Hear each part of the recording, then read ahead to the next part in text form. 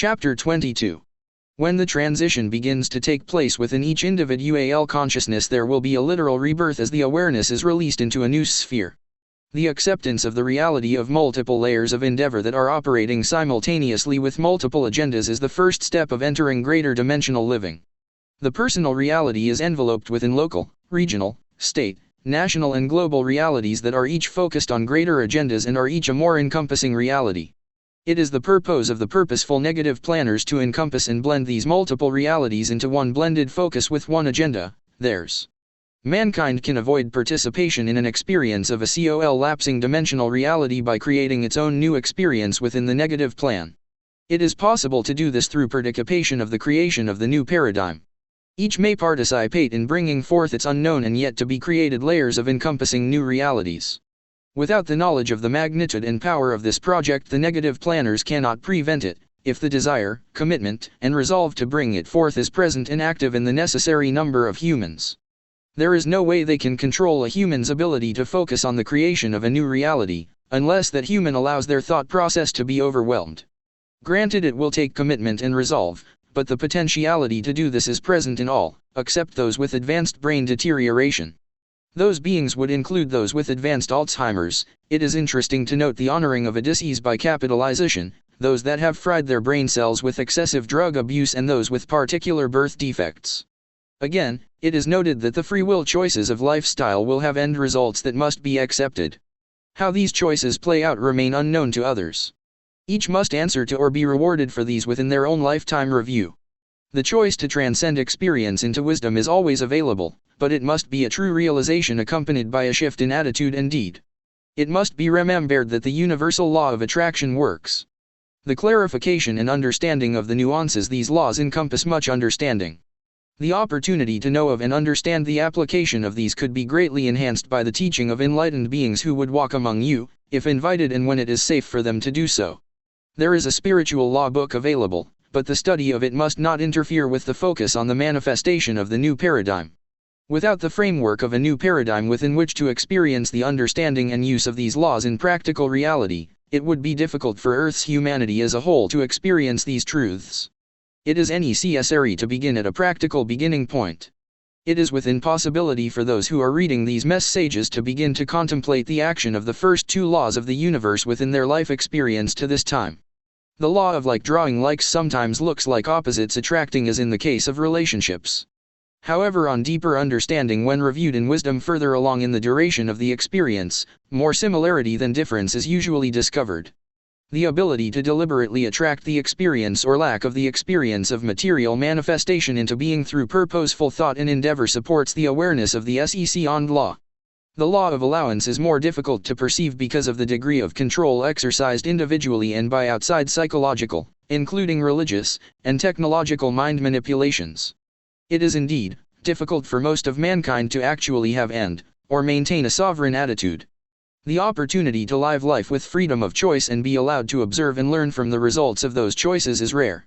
To declare the desire to do so is incorporated within the desire for a new paradigm of experience. The choice to participate in the creation of the new paradigm must not involve commitment to enslavement by another set of rules and regulations that simply control in a different way. That would not be a new paradigm. Herein lies the difficulty of transcending what exists and conceptualizing an entirely different framework of experience. It is only the statement of purpose that is necessary. It must then be followed by a slim, concise outline. Fleshing it out will be the adventure of the new future. A very basic outline will not seem to be enough, but if more is attempted it will be contaminated with the concepts of the present. Surely mankind has had enough of the same old simply repackaged, and that always has produced physical and spiritual indigestion. Repetitions again. These are to keep the focus where it is intended. First, focus on the individual consciousness transition from victim to victor. It is the victor that writes the history. This time, do not bother to write the history of the past, for it is what it is, and there will be no time to care. It is time to move on. This time it is the victor that will write the history of the future. These messages and this project are gifts to Earth's humankind, from their galactic brothers and sisters, to help ensure it is they that write their own future and not the enslavers. The question is, will the gifts be accepted and acted on by enough of humanity to change the unpleasant future planned to manifest in the very near future? Your decision is awaited with great love and caring. All the help possible is given at all times for the asking. Only when you are able to ask from the greater perspective of the victory of control of your own consciousness can physical help be given, not on an individual basis, but to the planet and its inhabitants as a whole. Chapter 23. With each sequential chapter of the experience of the transplanted humans on this planet, the results of every effort to counteract the genetic variation has seemed to end in futility. However, that is the perception from inside the forest, so to speak. The introduction of a normal human DNA, RNA structure to Earth's human gene pool allowed a correction to spread by random selection through the subsequent generations. Hundreds of years have gone by as this effective genetic process has gone through its natural sequence. What appears to be a long time in your counting within creation's orderly process is merely the blinking of an eye in the larger picture. Those indigenous groups that have been included in the intermixing process by choice or otherwise have received both genetic alterations, causing uninvited changes in their archetypal evolutionary pattern. This points out the consequences that ripple outward when the will of one group is forced upon another. Even though an individual may make a free will choice, the effects for the generations that follow are influenced in ways that are not perceived at the time of the initial decision. The intentional changing of the genetic structure of a large group is a slow process, but as the change begins to manifest, it then spreads at an exponential rate. It must be acknowledged that the return to the genetic norm has not manifested in an even pattern throughout the planet. Not all groups with the altered genetic pattern have accepted the introduced gene resource at the same rate. Social and religious bias has influenced this because of the prevention of intermarriage with other groups, thereby locking out the introduced positive genetic change. This has allowed a considerable number of beings to remain locked in the more aggressive pattern. Many of these are deeply involved in the negative enslavement focus. It must be pointed out here very strongly, that this does not indicate that there are superior and inferior groups.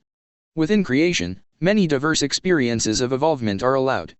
If that type of judgment existed, then where indeed would Earth's population be within the total scale of evolvement? Certainly not in an enviable place. Any feelings of superiority can be put in their place by raising the question for the necessity of the whole of the galaxy to be concerned with the plight of this planet because of the consciousness of its inhabitants. Be very, very careful in understanding these particular explanations.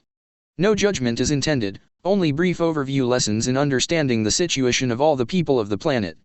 Certainly among all the groups there are what can be termed progressive and regressive genes. Through the random process of available gene combinations at conception, it is possible for the most aggressive being, with the appropriate partner, to procreate a genetic opposite in the next generation. It has been happening since the project was started.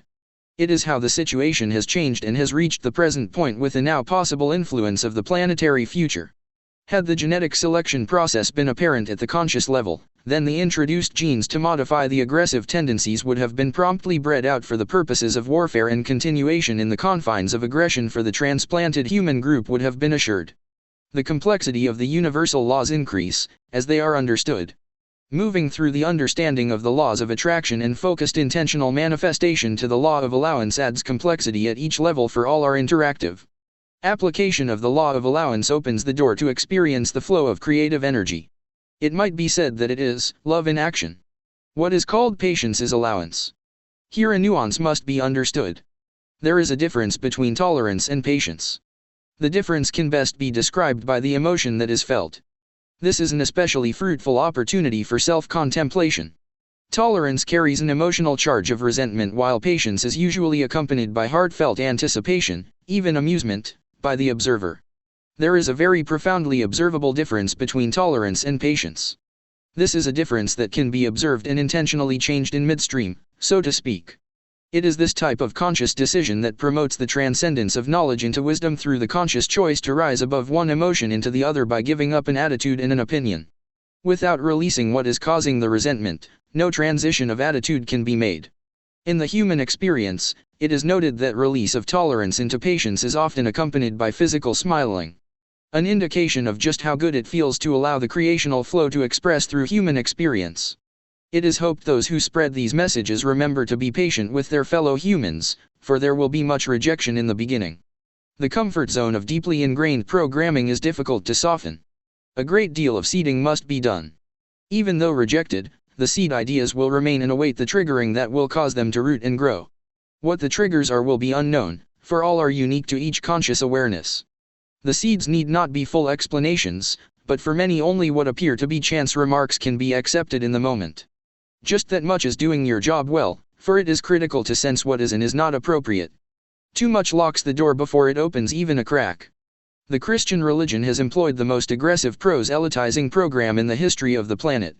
If the founding teacher of the distorted Christian faith had been allowed to complete his teaching to its potential, and had it been spread with the zeal of the Christian focus, then marvelous progress would have been made.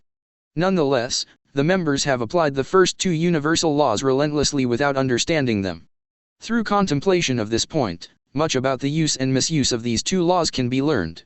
With discernment, a few of these applications could be applied to the advancement of the new paradigm, certainly the never give up aspect of their approach. End chapter 23.